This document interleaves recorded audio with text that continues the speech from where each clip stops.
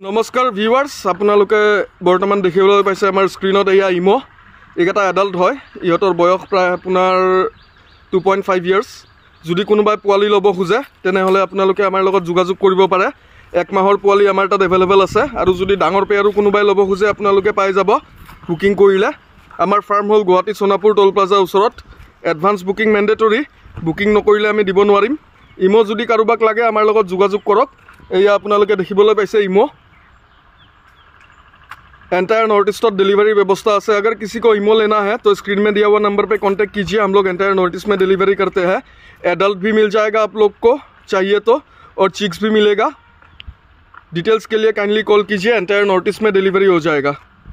Cash on delivery का option नहीं है। अगर किसी को लेना है तो कॉल कर सकते हैं।